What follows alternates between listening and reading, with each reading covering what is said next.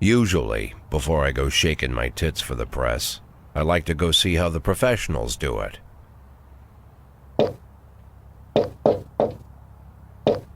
Some might say the chief of police has no business in an institution like this, but in fact it's the quietest and safest place in town. You won't run into any reporters, nobody gets into any fights, nobody drinks too much, nobody even raises their voice. The place is owned by an elderly gentleman who knows how to keep things under control. That's why I never invite my friends here. I wanted to make an exception for my 60th birthday, but most of my colleagues are young enough to be my sons, and they'd rather just hire prostitutes. Why stare at some boobs when you can take the whole package for yourself? But there's none of that in our club. Even looking too long is considered indecent. You can get an occasional glimpse, like by accident. The rest of the time you just pretend that you're immersed in conversation, or just come by for a drink. Doesn't mean these gentlemen wouldn't want their bald heads smothered in tits. It's just that nobody says it out loud. My younger colleagues might call it hypocrisy, but I call it the good old-fashioned manners. Good manners and leave the rest unsaid. She agrees to unbutton her blouse, and we agree not to pay too much attention. The girls are on a quiet prowl, too. They're looking for a way out of their cramped rooms.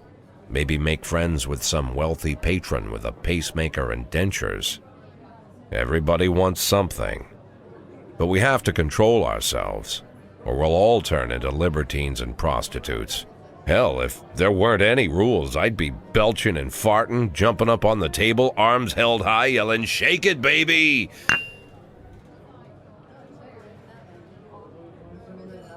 No idea how I got so barbaric.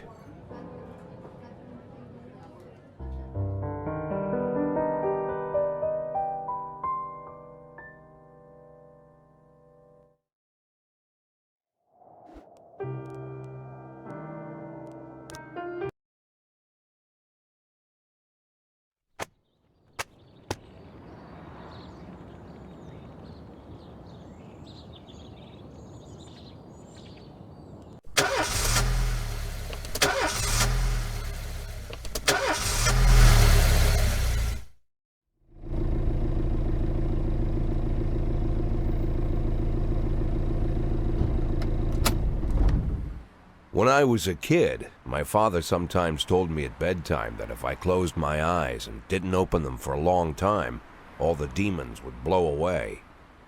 Yesterday I turned 60, but I still take his advice. Not because I'm sentimental or want to keep the memory of my father alive. I just can't think of a better solution. To get away from all the demons that haunt Freeburg, I'd need to wear a blindfold 24/7. Plus, it's a good idea to act blind when talking to reporters. At least that's what my colleagues say. They're afraid of press conferences. But for me, it's more like a confessional. No matter what lies you tell, you're privately thinking the honest answers. It helps me remember who I am. The fact that I'll be reading all about it in the papers tomorrow is a small price to pay. Call it penance for the preacher.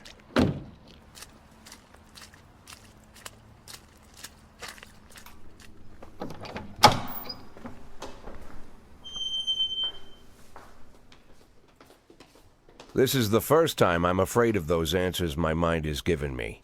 Not because I'm mad I'm losing my job. Though it's true, I'm mad as hell. Not because I subconsciously blame everyone else. Though I damn sure do blame them.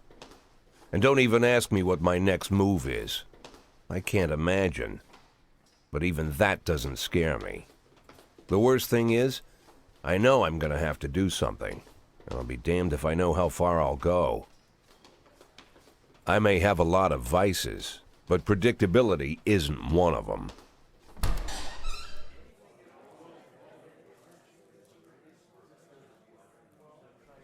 I learned a long time ago how to drive away the swarming demons. But what do you do when they're trying to rip your soul from your skin? Shutting my eyes tight as I can. The best solution remains the same: play blind. I just hope the reporters think I was blinded by the camera flash.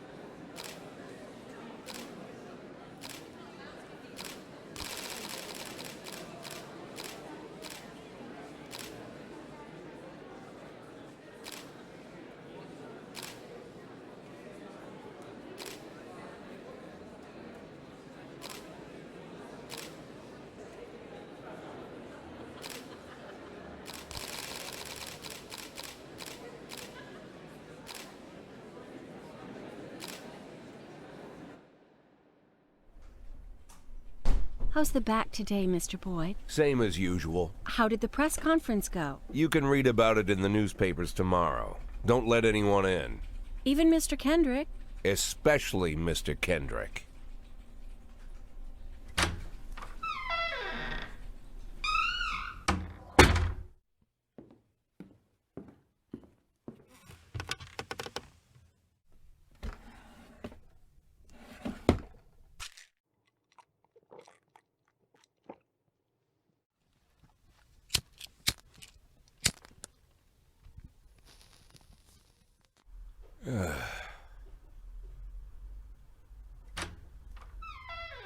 As soon as I heard the door creak, I knew what face I'd see. When I tell Emma not to let anyone in, there's only one man it could be. Rude, arrogant, no warning. That's Mayor Rogers in a nutshell. White summer shoes, white socks, white shorts, white polo shirt, and the white smile of a hungry shark. Mayor Rogers enters every room like he owns the place. Even the floorboards under his feet sound like they're creaking an apology. He never shied away from the odd corruption scheme. It's like the devil walks behind him. In the movies, the villains controlling the city play golf with the judges. Rogers plays tennis with them instead. That's about the only difference. Jack, I was hoping to catch you after the press conference. You ran away so quick. There's no smoking at City Hall. No reason for me to hang around. Well, this morning I signed a ban on smoking in all public buildings.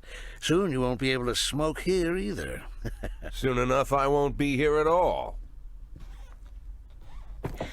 That's what I wanted to talk to you about. The people of this city like you, Jack. The police chief of all people.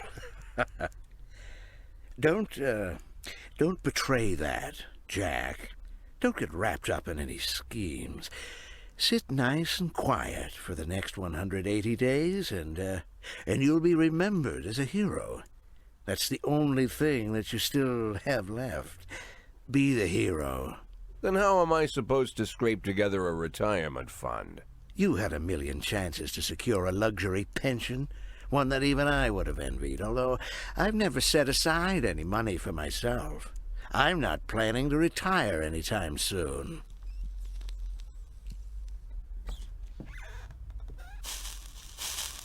"180 days of quiet, Jack. That's all I need. I don't have any problems with you, and you won't have any problems with me. I have a new assistant, Troy Starr. If you have something to tell me, call him. But try not to bother him. He's a busy man." I'll do my best. And quit smoking at the office. One of my friends will be using it soon.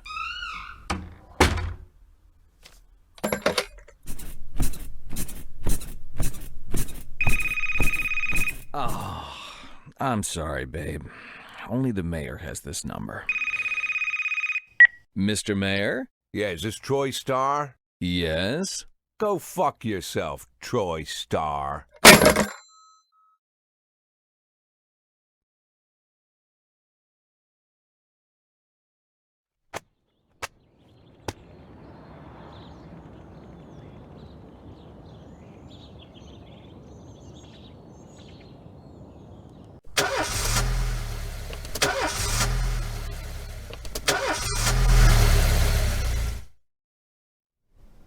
Cops don't use the police station cafeteria anymore.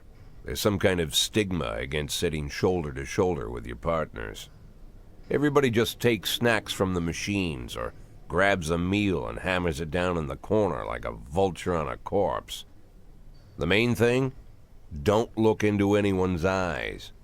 Could be construed as an invitation to sit together. The only people eating here are ghosts.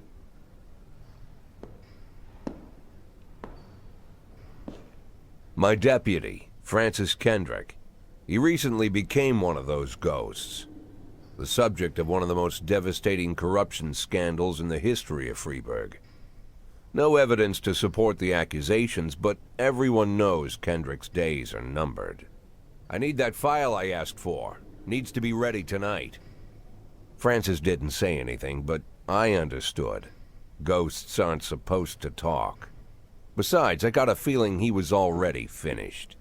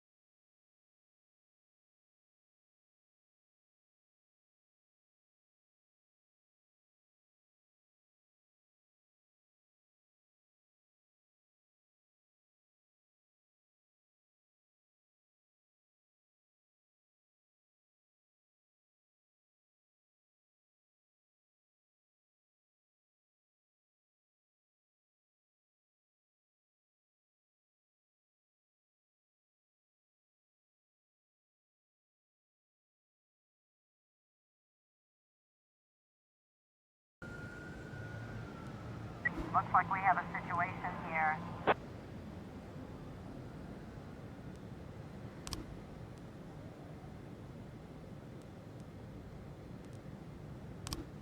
Nine testing complete.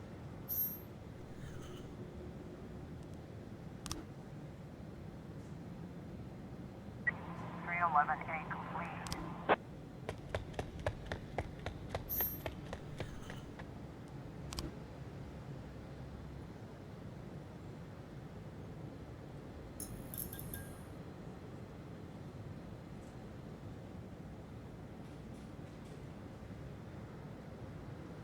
Four 12A complete.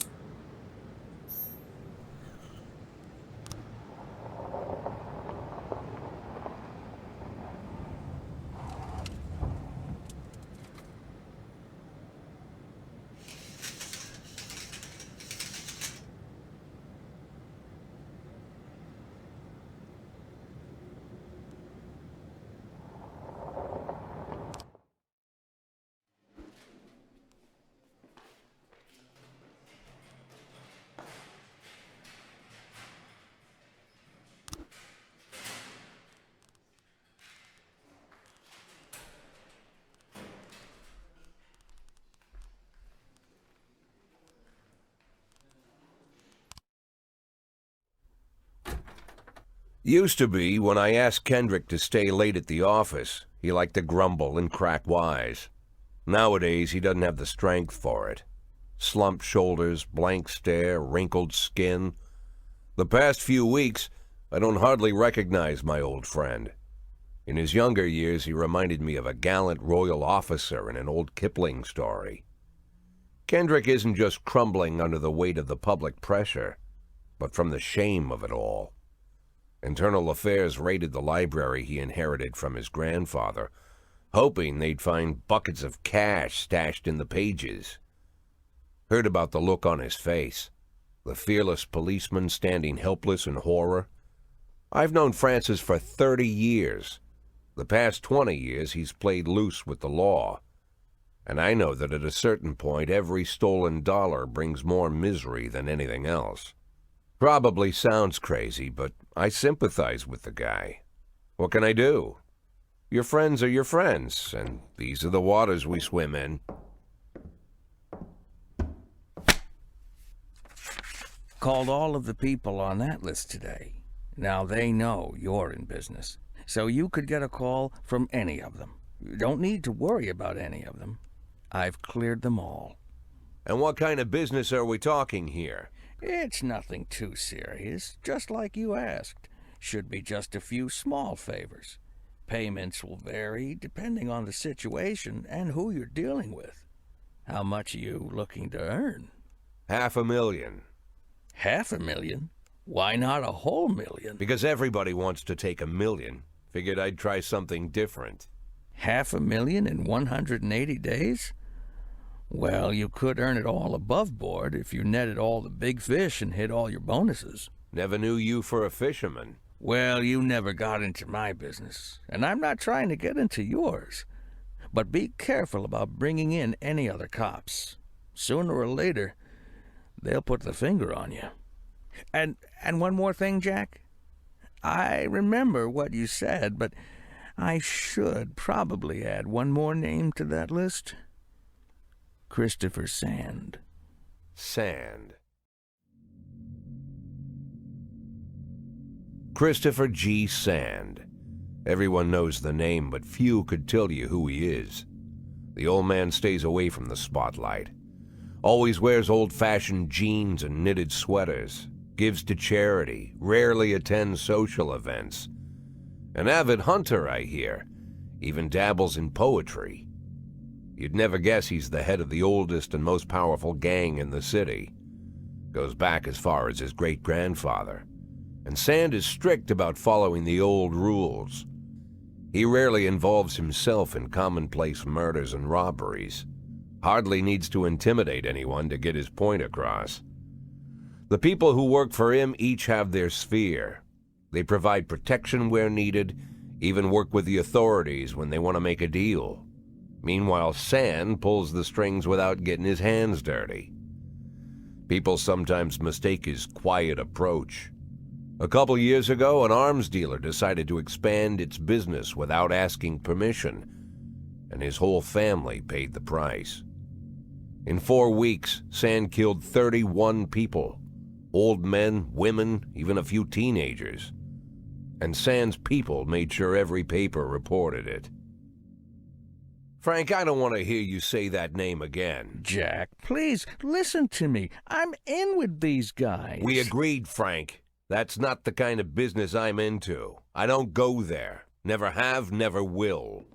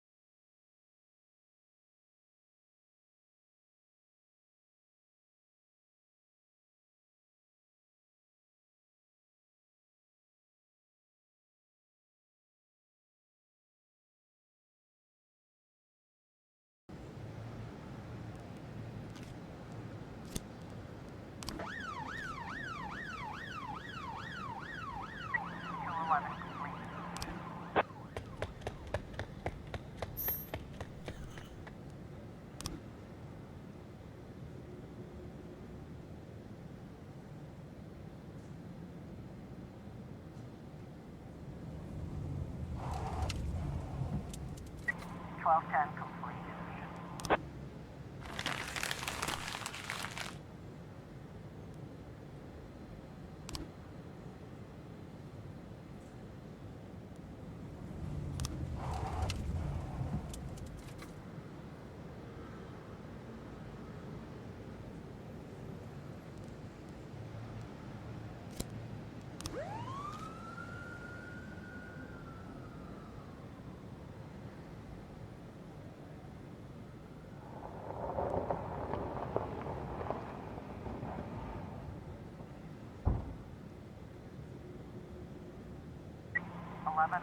B in progress.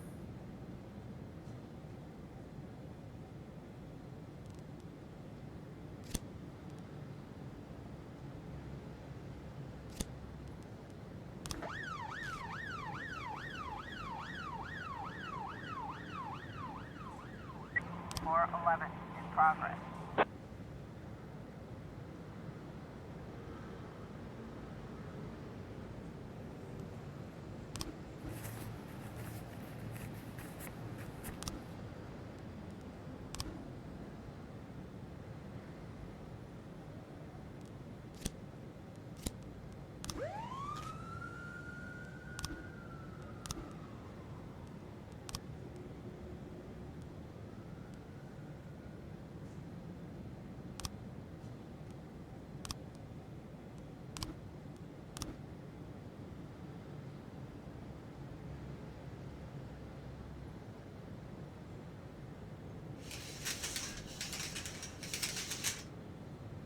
Looks like we have a situation here.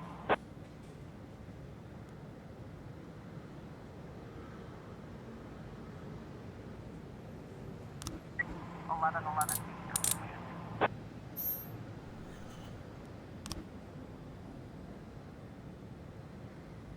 411 complete.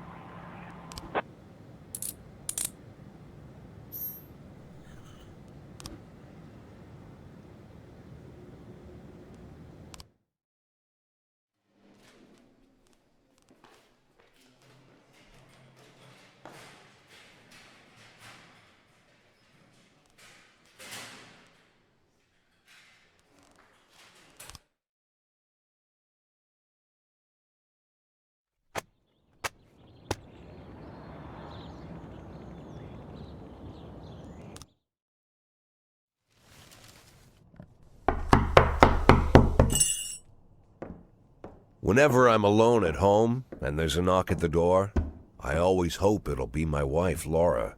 She's always forgetting her keys. Hello, my name is Steve, and you're Jack Boyd, is that right? To get to my front door, the Bible boys walked about a mile from the local bus stop, jumping over mud puddles and skirting a couple of landfills. Laura doesn't go in for religion either.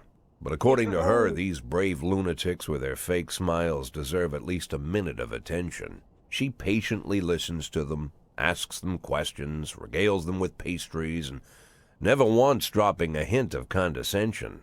When I watch her do it, I've got to admit it gets me. I'd have hugged those boys, sat with them on the porch, and lit up a cigar.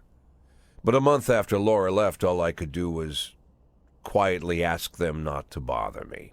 Today I'm a little rougher still. Shut the door on his nose this time. Another couple weeks at this rate and I'll be greeting anyone who comes close with my service pistol pointed towards the sky, ready to fire my warning shots. In my life, even the basic stuff never goes like it's supposed to. Normally, when a wife is going to leave home, she'll make a scene or at least sit everyone down for a serious conversation. But Laura just disappeared. The children in the stories always stand on the side of the mother, but all three of our sons supported me. The in-laws always blame the husband for making their daughter unhappy. But now Sally, Laura's mother, well, we sort of have a pact. The fellow Laura ran off with is young enough to be her son. I hear he's 30 years old. Of all the possible information a man can know about his wife's lover, I get hit with that. Fortunately, Laura's mother doesn't like the way it sounds either. Sally figures this guy just thought he'd have some fun with a mature woman, but he'll be back chasing college girls before the year is out. So we have an agreement. Sally's going to track down Laura and try to reason with her, and we'll arrange a meeting. Meanwhile, I'm supposed to not do anything stupid, which of course means anything at all. It's a crazy situation. I'm the police chief, and the person I'm trusting to find my wife is an old woman armed with a phone book. But I can't afford to lose Sally as an ally. So for the moment, I had to swallow my pride.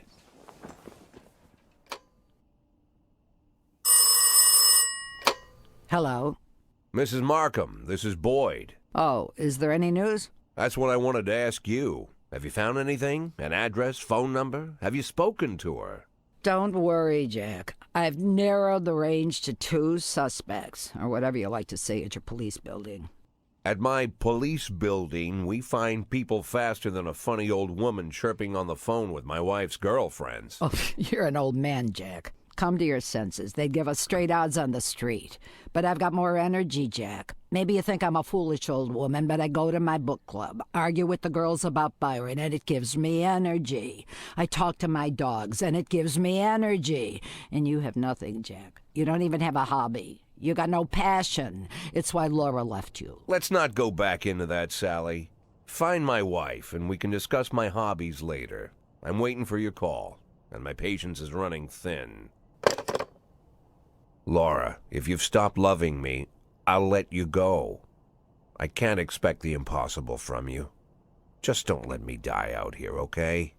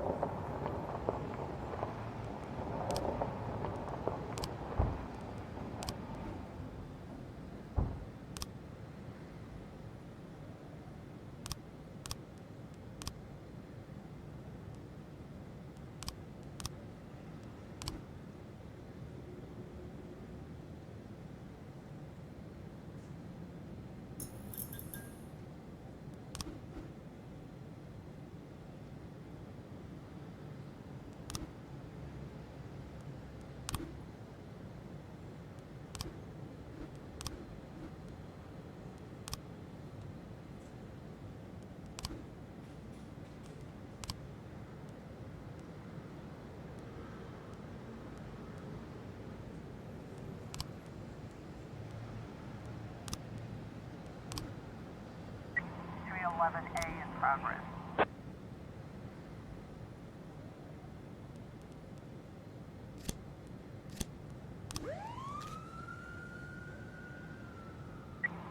A in progress.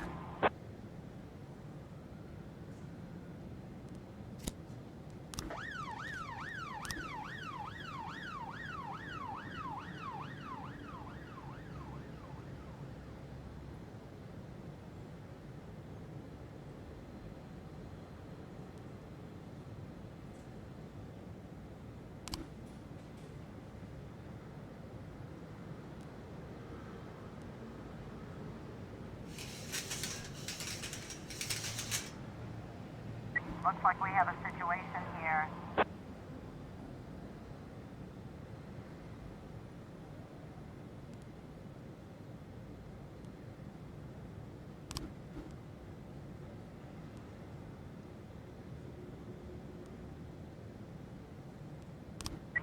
.311A complete.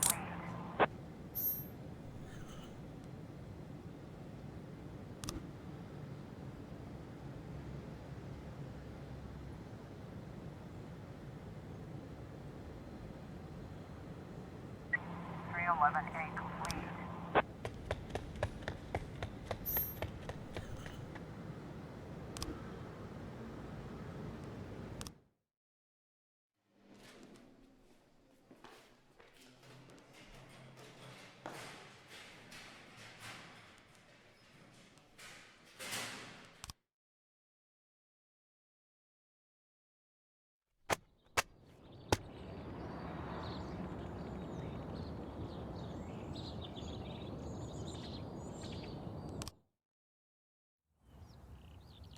Why would a man need a barn? To store all the stuff you can't bring home. About 30 years ago, back when I was young and interested in farming, I carried all kinds of junk home. After a day in the field, I'd come home with buckets, shovels, dirty boots and clothes, and instantly transform the living room. But even back then, there's something I always kept in the barn. Truman ZI moved in from root by the server.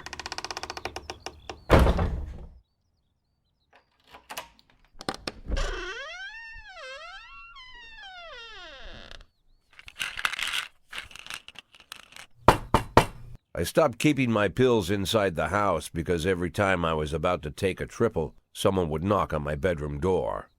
Now they're knocking on my barn door. Well, fine. It's not every day that someone comes to visit your barn.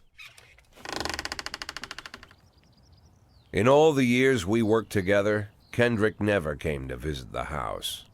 We drank at bars, went fishing, went to the mountains, even chased off some poachers one time. But he never came for dinner with the family.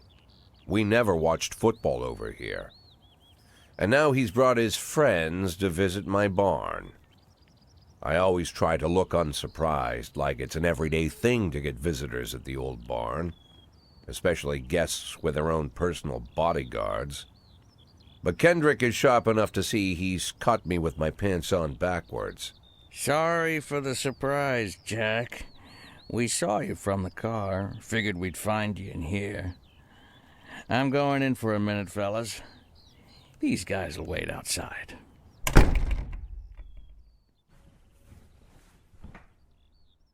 How long you been dating the lover boys? They're Sans people, Jack. Yeah. So now you're appearing in public with members of the Mafia? Jack, I'm leaving tonight.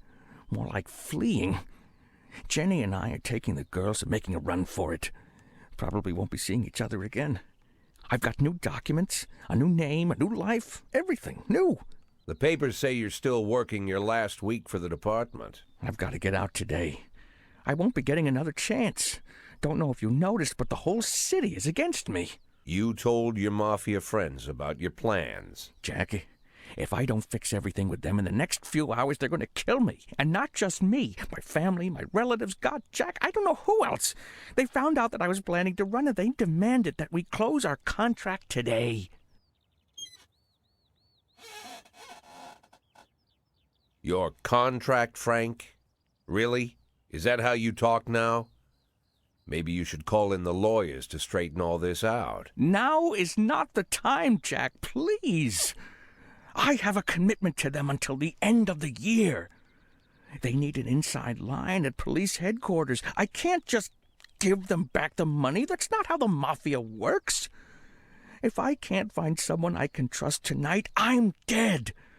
You know me, Jack. I wouldn't ask you if I wasn't afraid they'd cut my daughters to pieces before sunrise. He's the damn fool who puts his daughters in the crosshairs in the first place. Anyone in my place would have dressed him down good. But I didn't want to pile it on. Fate's already got this guy's soul in the grinder. From root by the server.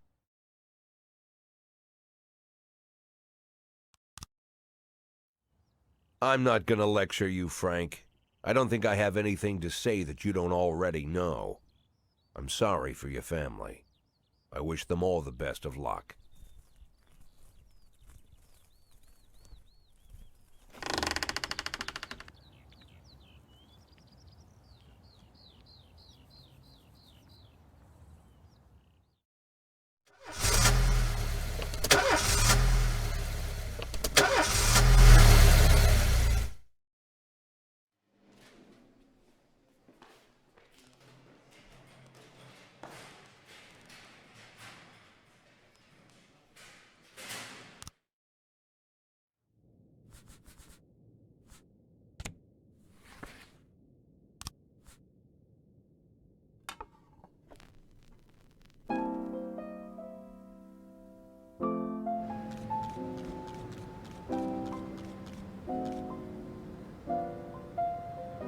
Don't you leave me here.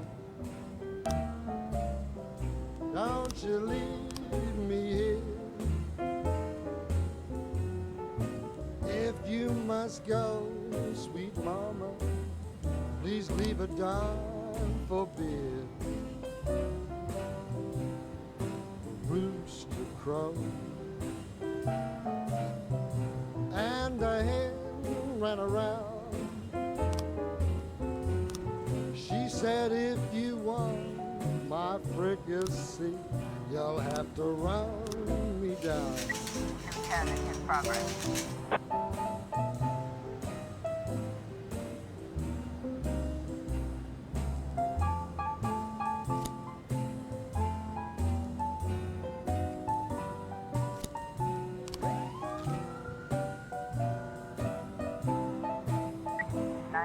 In progress.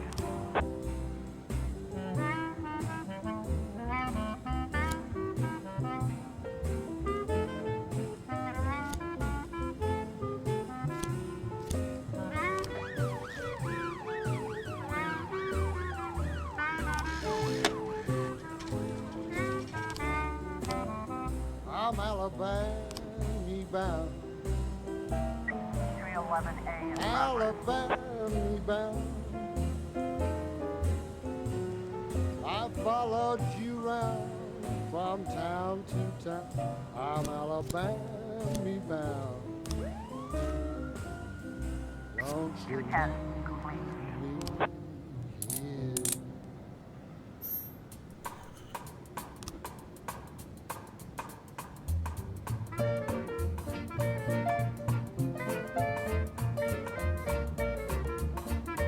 Officer on scene. Looks like we have a situation here.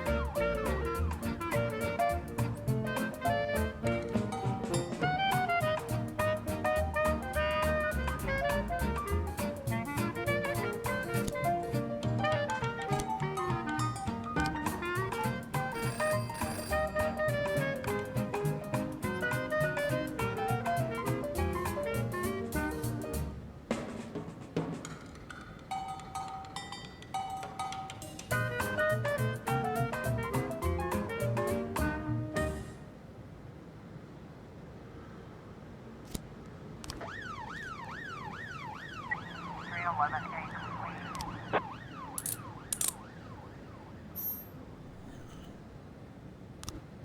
212 in progress.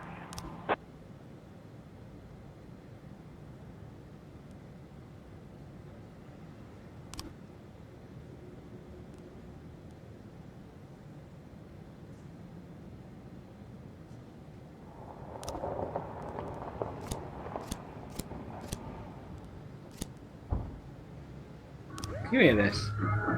Mark. I can hear the music, yeah. Oh, sorry. Rosie started howling in her sleep, like fully howling. Alright.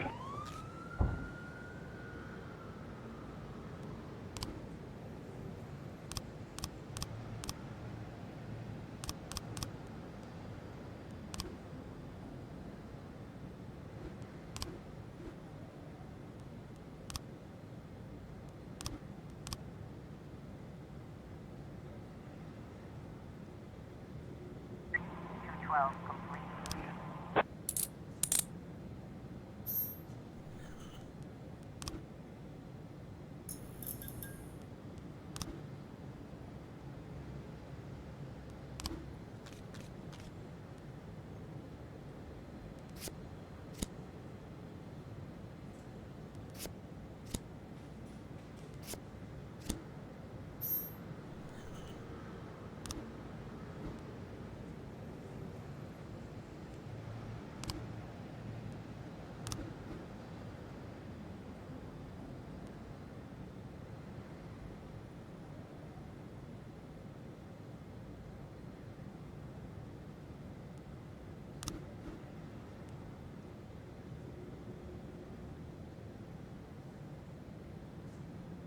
Truman ZI left channel and disconnected.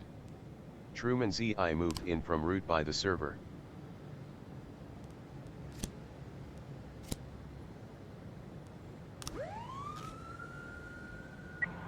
In progress.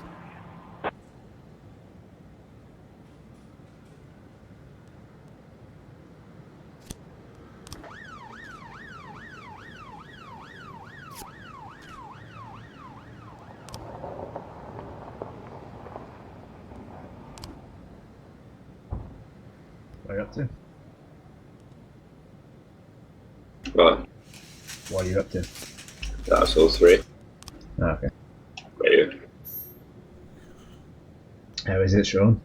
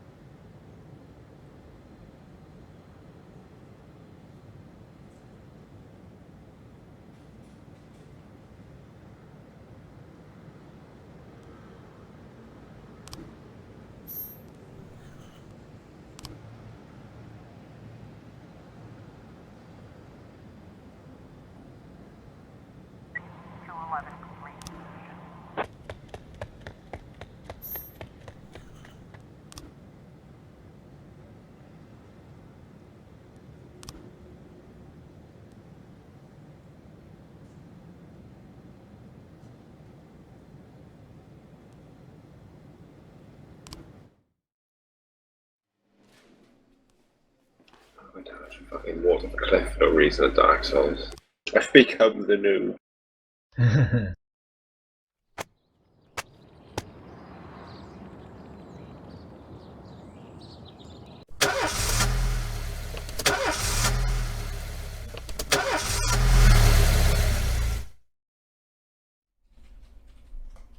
Mr. Boyd, there was a man here earlier.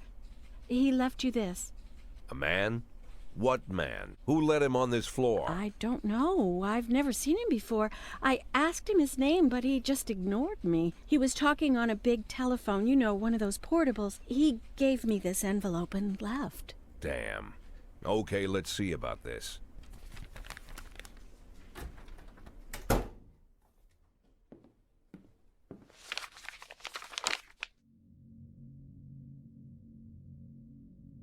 The photo could have been doctored, of course, but Sand doesn't go in for cheap theatrics.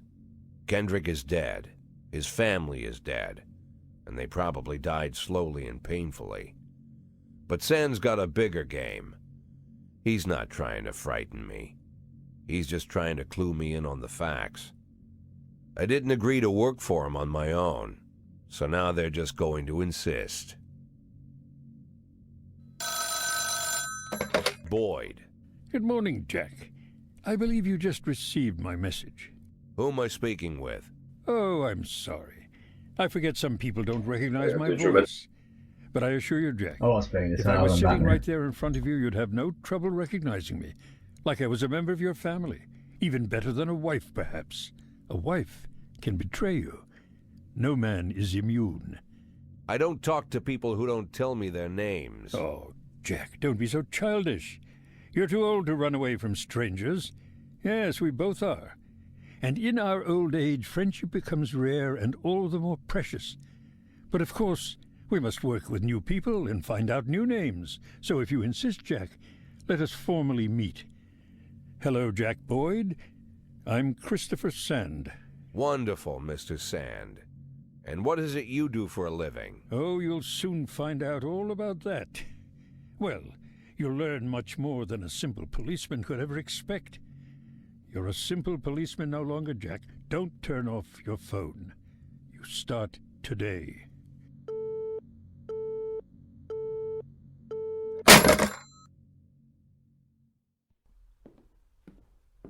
Eight in 10. It's been my go-to principle since my first day on the job. I've got to let my colleagues hush up what they need to, 2 out of 10 times, so that they'll help me with the remaining 8.